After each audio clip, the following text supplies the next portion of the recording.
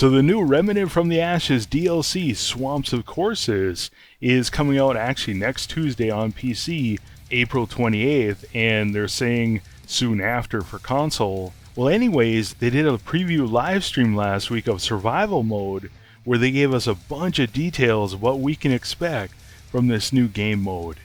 Hey guys, this is Chris with B&B Gaming. Welcome back, and I hope you're doing amazing today. Thank you for taking the time to check out this video, and thank you for your likes, your shares, your comments. Definitely appreciate it. So your first question, guys, probably is, when exactly is this coming out? And again, this will be coming out next Tuesday, April 28th for PC/Steam, and they're saying soon after for Xbox One and PS4. Now the new Swamps of Corsus DLC is $10, and they're also going to be offering a bundle on PC. The regular price is $40, with the new DLC it's going to be $45, and they're also saying they're going to offer the same bundles on console. Now to start with, guys, there is quite a bit of free content that's going to be coming with this update along with the premium content. To start with, we're going to get new content in the Swamps of Corsus. And in the live stream, they actually said they went through and completely rebuilt the Swamps of Corsus, because before it didn't play the way the other worlds did, and that's why it never was part of adventure mode before. So in Corsus campaign now, I've seen 2 new bosses, there might be more, I'm not sure. Along with that, there's also 2 new dungeons that I've seen anyway. And in the live stream, they kind of accidentally showed off some new armor sets, some new mods, some new weapons, some new melee weapons, some new items, etc.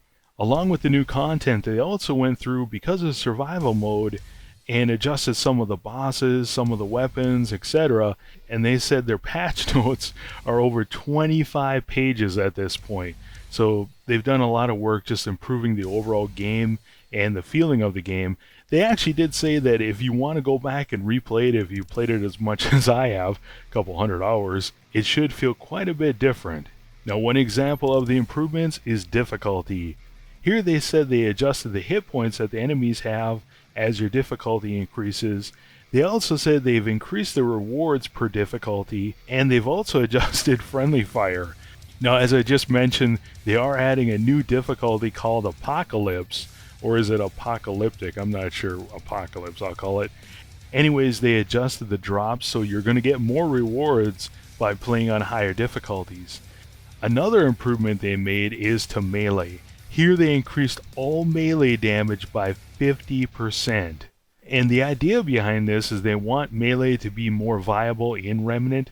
Now they did say that Remnant is always going to be a shooting game, but they wanted melee to be more viable in this game. They also added a new currency called glowing fragments. Now you're going to be able to get glowing fragments from campaign on hard, nightmare, and the new apocalypse difficulty, and you're going to get them at a higher rate on higher difficulties. Now you're probably wondering what exactly you're going to use these for. There's actually going to be a new vendor in War 13 called Whispers that's going to sell armor skins. Now as far as the premium content, or the paid content, with this you're going to get the new survival mode. You're also going to get the new improved Swamps of Corsus in adventure mode, and again they've completely rebuilt it, so there's going to be more dungeons, more quests, etc.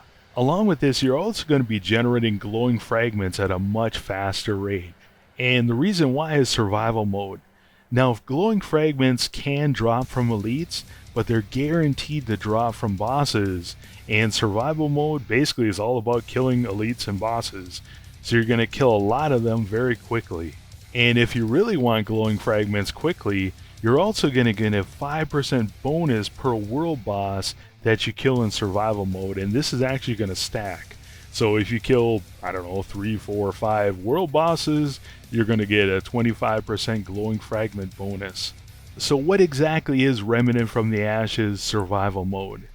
Now I went ahead and watched the whole live stream, and it was like 3 hours long, and it actually was pretty good, but there was a lot of different stuff they dropped at different points during the live stream, and I did my best trying to bring it all together and try to make sense of it and put it together for you guys.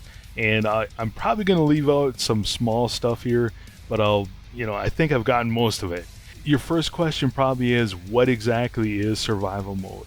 So in survival mode, you actually access this from the World Stone in War 13, and you can select one of your existing characters or create a new character, and you're going to be teleported to the Labyrinth. So basically it's just a clone of your character. You're not going to lose any of your progress. It won't affect your campaign progress at all. It's just cosmetic. Well anyways, once you're teleported there, you and your teammates, if you want to play in co-op, you're going to start out with 1,000 scrap, some consumables, a repeater rifle, and pretty much nothing else. So anyways, in the Labyrinth there's going to be multiple different vendors you can go to and choose to spend your scrap at those vendors. Now the vendors' inventories are going to be random, so every time you visit the Labyrinth, their inventories are going to be different. And if you played Remnant before, you know there's a lot of different items in this game, so there's just a ton of different variety of different things you can choose from. Now one important thing to know here is that you can also sell some of your items at one of the vendors, and I think it's the consumable one. So anyways, once you gear up or spend your scrap, you and your team will be teleported to a random biome where you're going to make your way through an overworld section. Basically, that's what they call it when there's like trees. And then you're going to go through a dungeon, and then you're going to face a boss. And then after you beat the boss, hopefully, you're going to return back to the Labyrinth where you can buy and sell more gear. So you're probably wondering, how exactly does this work? How are you going to be leveling up? It is a little bit different than the normal campaign. In survival mode, you just earn XP as you're getting kills, and eventually you hit level 1, level 2, etc. Now once you level up, you're going to automatically gain damage, health, and stamina. Now the catch here is, every 5 minutes, the enemies in the world are also going to get stronger. So there's a thing they're calling the clock, and this thing is constantly ticking down. So you have the tension between your level and their level. Now every time you level, you're going to increase your damage by 4%, your damage, your health, your stamina, but every time the clock runs out and resets, they're going to increase by 7%. So over time, eventually they're going to pass you up, and it's going to get real. So anyways, when you first start out, you have a 50% natural bonus on your character. So when you first start a new run, you'll be able to wreck pretty much every enemy you run into. But this is going to change over time, because eventually the enemies will gain levels faster than you do. Now in addition to your leveling, you're also going to gain extra scrap, trait points, weapons, etc. But again, there's a trade-off because that timer is still going. Now after each boss fight, you're going to return back to the Labyrinth, and the timer does actually stop on normal and hard difficulty, but on Nightmare and Apocalyptic, the timer keeps going. So if you're extra crazy or really, really good, you're probably going to want to play on there. Well anyways, back in the Labyrinth, again, you can buy new armor, you can buy weapon traits, consumables, but just like before, the vendor's items are going to be random. So the pattern in survival mode is always going to be the same. You're going to have a boss, world boss. So it's always going to be an overworld, then a dungeon, then you fight your boss, go back to the Labyrinth, go to another random biome, go through the overworld, fight through the dungeon, kill the boss, go back to the Labyrinth, and finally with the world boss, you just have an overworld, and then you have the world boss fight. So in survival mode, there's actually 30 different bosses, and I'm assuming the 2 new bosses they've shown obviously are going to be in there. Along with that, they're saying that you're never going to face the same boss twice until you've cleared all 30 bosses. Good luck with that. Now as a reward, the more bosses you kill in a run, the higher the glowing fragments bonus you're going to get, and you're also going to get bonus scrap for your next run. Now in addition to this, survival mode does have account bound rewards that you can only earn from survival mode. So just like in hardcore mode, you can earn certain rewards that once you get them, they automatically show up on your new characters, and also your existing characters, you don't have to earn them again. It's going to work the same way in survival mode. Now you're probably wondering what exactly they are. They're not saying, but I'm assuming they're going to be really good. Now beyond the rewards, I think the idea behind survival mode is basically to give us tons of variety. And what this reminds me of is the Protector trials in Bioshock 2, one of my favorite games. Well, anyways, in Bioshock, if you played it, there's just tons of variety in terms of different weapons, different combinations, different weapon mods, etc. Well, what Protector Trials did was it made you have to use a certain build in order to beat a certain scenario. And I think that's what this is going to do for us, and probably times 10, because they've added quite a few different new items that are going to expand the different types of builds that we can do in Remnant. Another question you might have is, how is survival mode going to work with co-op? So it is going to be a little bit different. So when you first start out, you're going to be in the labyrinth with your team, and they actually changed it a little bit where we can all access the vendor at the same time. And they haven't changed that in the base game because it could cause some serious errors in the game. I don't know. Well, anyways, in the labyrinth, we're all going to be able to access the same vendor at the same time. But there's a catch here. If there's an item for sale, if one of us buys it, it's gone. The other ones can't buy it. So maybe it would be better the other way. I don't know. Now, as far as combat in the game world, items themselves, so if you find a gun or a trait point or a piece of armor, they're not shareable. So first come, first serve with them as well. But again, there is a catch that, say for example, you're playing with some randos and they're just scooping up everything. How it works is you're actually going to get half the value for that item. So if they're picking up all the weapons and everything else, and when you go back to the labyrinth, if you survive because you don't have anything, you're going to have a ton of scrap. So in a way, it balances out. Now, for boss weapons and boss mods, they are shareable. So if, you guys kill the boss, you're all going to get the boss weapon with the mod.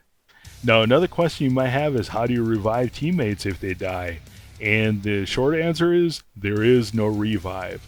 So basically, if you're the last man standing, it's your job to go all the way through and beat the boss. And once you're back at the labyrinth, then everybody's going to respawn. Now, the good news is that they said in the stream that it usually takes about 4 or 5 minutes once you spawn in to get to the boss and kill it and move on. Another question you might have is, how does XP work? And they're saying that XP is shared between teammates, but you do have to be in range with one another. And this does not include XP boosters. So there are different XP rings and trinkets, etc. that you can equip that are going to give you more XP, and that's not going to transfer. And another question you probably have is, can you pause survival mode? So like Johnny's got to go eat supper or something? No, no, you can't. And what they said is, if you have only a few minutes or 20 minutes or something, just crank up the difficulty, because you're going to get rewarded quite a bit more. So what do you guys think? Let me know in the comments below. Are you excited about this DLC like I am? Let me know what you think. For me, I'm kind of debating in my mind whether I want to pick this up for PC or not. I don't know. I got like a couple 100 hours on Xbox. I'm pretty close to maxed out on everything. And I'm like, well, I could play survival mode. You can start from scratch, play on PC, uncapped frame rate. It would be pretty awesome. But then I think to myself, man, I'm going to get some kind of piece of armor or, some kind of drop from survival mode that I can only get from survival mode, and I'm going to waste all my time, So I'm like, maybe I'll just wait for it to come out on Xbox. So I'm probably going to wait until it comes out on Xbox and play with my buddies, Mr. Squeaks and Mr. Carl, and hopefully get pretty far in survival mode. I'm really, really hoping this mode is worth it. I really like Remnant, and as I talked about earlier, the Protector Trials in Bioshock 2, definitely one of my favorite things, because I always play them, and then I go back and replay Bioshock 2's campaign and just play it in different ways that I never really thought about playing before. And I think this is what it's going to do for Remnant as well. I think a lot of players are going to go in here and make some Frankenstein concoctions and then go into the main game and just go wreck Nightmare or something. I don't know. Should be really fun.